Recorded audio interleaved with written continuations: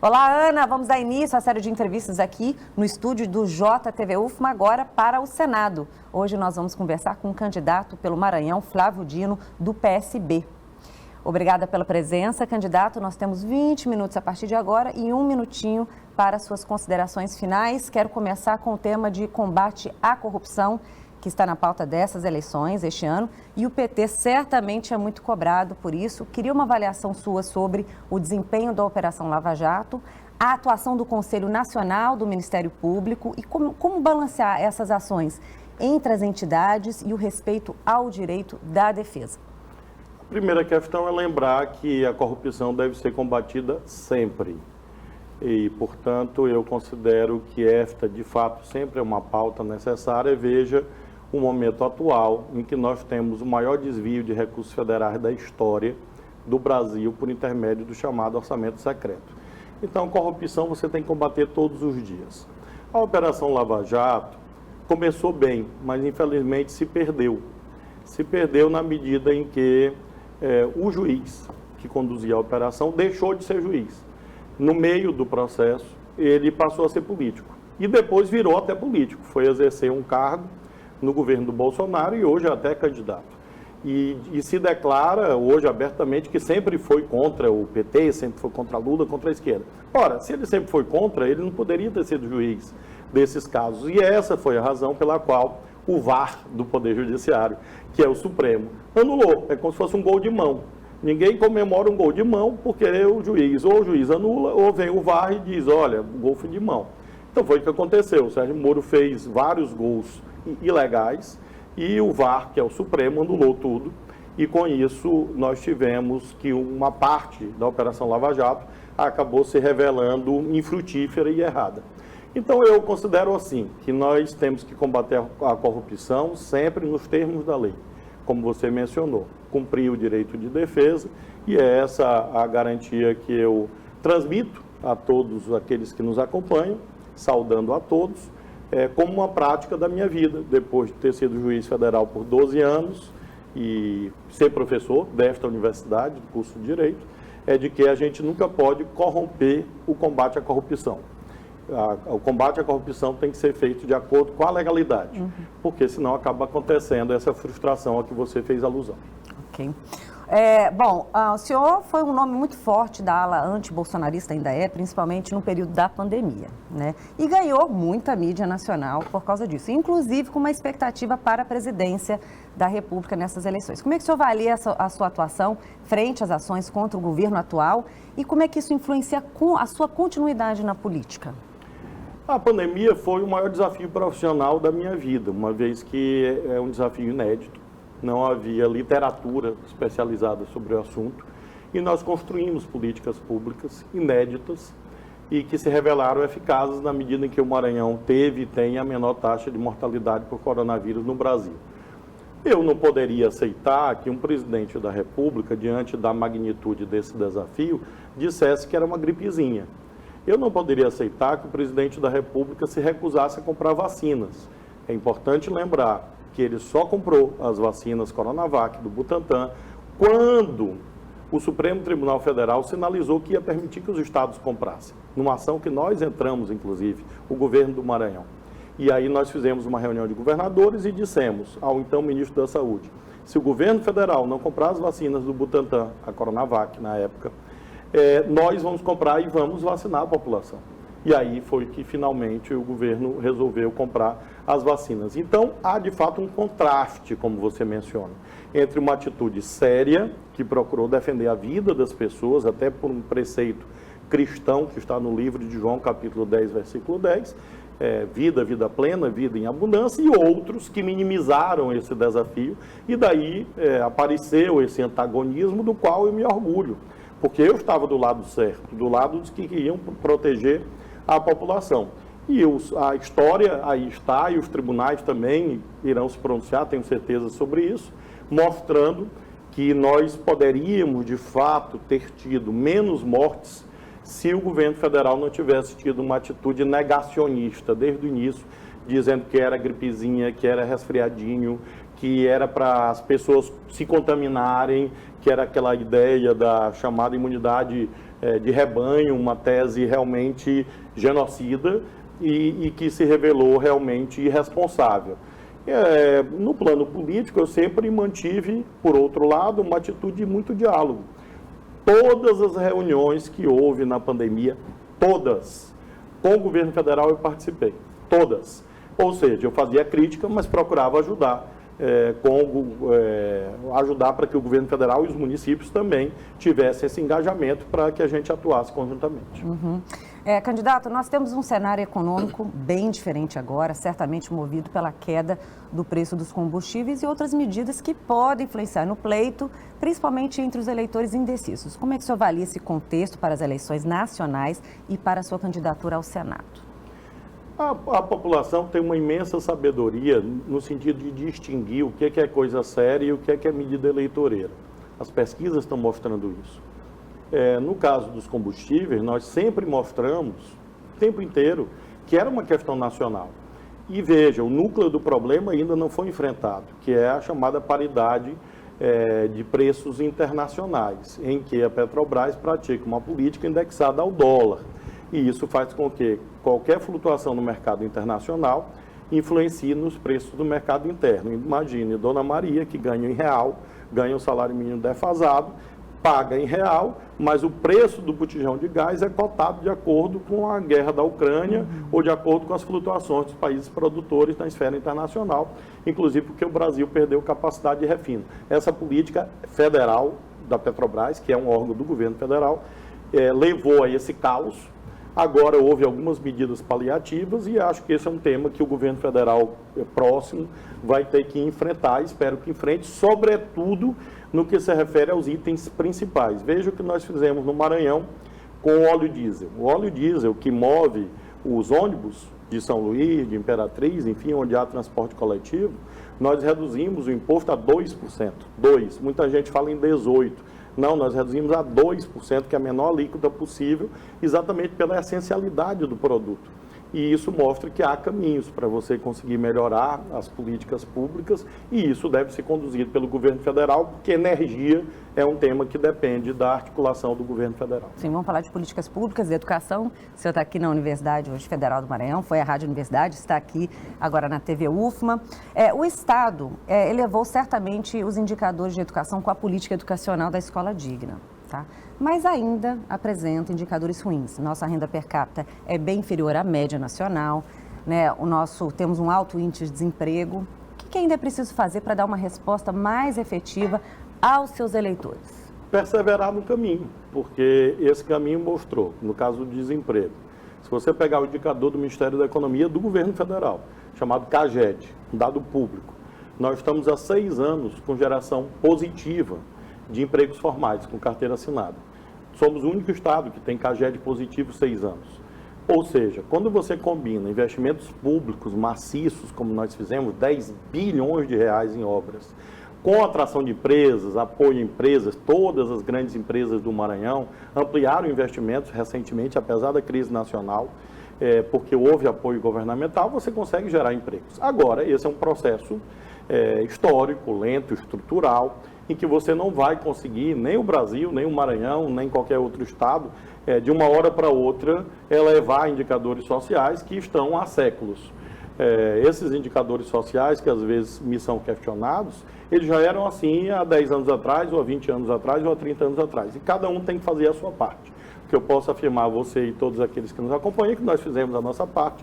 Tanto é que o CAGED é positivo, dado do governo federal, tanto é que o IDEB, da educação do ensino médio, que é o que compete ao governo do estado, evoluiu, tanto é que nós criamos uma universidade nova, dobramos o número de bolsas de pós-graduação, a nossa FAPEMA hoje é uma das 10 maiores fundações de amparo à pesquisa do Brasil, considerando o tamanho da nossa economia, do Maranhão em relação a outros estados. Com isso, eu posso afirmar, sem medo de errar, que nós estamos na direção certa. O censo geral que o IBGE está fazendo agora, por força de uma ação judicial do governo do Maranhão contra o governo federal, vai revelar que o IDH do Maranhão evoluiu. E espero, tenho convicção que vai continuar evoluindo. O plenário do Senado comemorou recentemente os 10 anos, né, da lei de cotas, né, um grande marco da inclusão, né, de políticas públicas nas universidades públicas, né? Como é que o senhor vai se comprometer para o aprimoramento desta política, por exemplo, em relação às fraudes da autodeclaração, diminuir a evasão entre os cotistas? Qual vai ser o comprometimento do senhor? Nós aplicamos, inclusive, criamos a lei de cotas no serviço público no Maranhão, nos concursos públicos. Não havia antes do nosso governo. Ou seja, eu acho que é muito importante a existência da política de cotas, ainda que transitória, mas é uma política que promove a igualação, promove mais oportunidades. Eu lembro que eu estava cedido pela Universidade Federal do Maranhão para a UNB, quando eu era juiz federal em Brasília, e lá houve um seminário sobre cotas. E eu fui convidado pelo reitor de então a proferir uma das palestras lá, porque era professor da Faculdade de Direito daqui da UFMA, cedido à UNB, e já então defendia a constitucionalidade da política de cotas. O que é necessário, portanto, ao mantê-la, como você diz, é aprimorá-la. E aí você tem os mecanismos de controle, que aí não dependem propriamente de lei, são mecanismos administrativos, até na esfera policial, como infelizmente a gente vê muitas pessoas fraudando, e aí você tem a anulação das pessoas que entram fraudando as cotas, enfim, esse é o caminho. Em relação ao apoio, você tem inteira razão quanto à centralidade da chamada assistência estudantil. Sim. Nós fizemos isso na Universidade Estadual, que era o que cabia a nós, um programa vigoroso de assistência estudantil, tanto na UEMA quanto na UEMA Sul, a universidade que nós criamos em Imperatriz, e acho que esse é o caminho. Você precisa de assistência estudantil para além da gratuidade do ensino. Você tem que manter a gratuidade do ensino e, ao mesmo tempo, você ter políticas que garantem, de fato, o acesso e a permanência no ensino superior. Eu queria voltar um pouquinho à questão da política. O senhor ficou 15 anos no PCdoB e ainda existe uma boa parcela da população que rejeita a palavra comunismo, né, que se assusta com essa palavra. Como que a filiação do senhor ao PSB no ano passado ajudou nessa estratégia de dissociar esse termo ao seu mandato, nas suas alianças políticas e na influência das eleições este ano? Eu sempre digo que eu continuo morando no mesmo condomínio, né? É como se você tivesse mudado de casa no mesmo condomínio, ou seja, nós temos um bloco de partidos que compõe o campo democrático popular, o campo progressista, o campo da esquerda brasileira, e eu continuo a me situar nele abertamente, claramente. Havia e há uma questão legal chamada cláusula de barreira, que levou inclusive a que o PCdoB se unisse numa federação com o PT e com o PV. Então hoje, na verdade, em termos eleitorais, o PCdoB, o PT e o PV andam juntos na Federação Brasil Esperança, e eu optei por outro caminho, porque sabia que haveria essa reconfiguração e achei que era melhor, em face dessa mudança legal, buscar uma legenda próxima, que é o PSB, e assim como fui feliz no PCdoB, me sinto muito bem acolhido no PSB. Eu queria falar sobre a importância do consórcio Nordeste, né, um polo dos 9 estados aqui, dessa região aqui, anti-governo atual, que se fortaleceu também na pandemia, né? Estamos falando aí de combate à corrupção, de fraudes, uma bandeira do seu mandato no Senado. Eu queria uma avaliação hoje do senhor sobre o papel desse grupo nas eleições e a sua imagem perante a população. O consórcio Nordeste foi criado por uma iniciativa dos 9 governadores, não é o único consórcio de governadores, eu mesmo presidi o consórcio da Amazônia, porque o Maranhão integra os 2, e há também o consórcio Brasil Central e há o consórcio Sul-Sudeste. Então houve essa articulação dos governadores naquilo que eu chamo de federalismo cooperativo horizontal. Você tem o federalismo cooperativo vertical, governo federal, estados, municípios, e hoje você tem o horizontal, o federalismo das regiões. E é um caminho justo. Eu vejo que na Amazônia, quando eu presidi o consórcio, nós conseguimos que o projeto de todos os estados fossem aprovados pela coalizão LIFE, liderada pelo presidente Biden. Infelizmente, o governo federal bloqueou o acesso dos estados da Amazônia a esse recurso, não sei bem o motivo, mas agora, tenho certeza, mudando o governo federal, vai haver a chamada carta de anuência do governo federal, e todos os estados, inclusive o estado do Maranhão, vão receber recursos desse fundo internacional, que é liderado pelos Estados Unidos, Noruega, Reino Unido, e por grandes corporações, grandes empresas mundiais, para projetos de sustentabilidade. No nosso caso, nós apresentamos cadeias produtivas sustentáveis, produtos como a jussara, o açaí, como bacuri, como os nossos pescados, para desenvolver essa economia verde, essa economia sustentável, e essa é uma prova da vitalidade desse consórcio.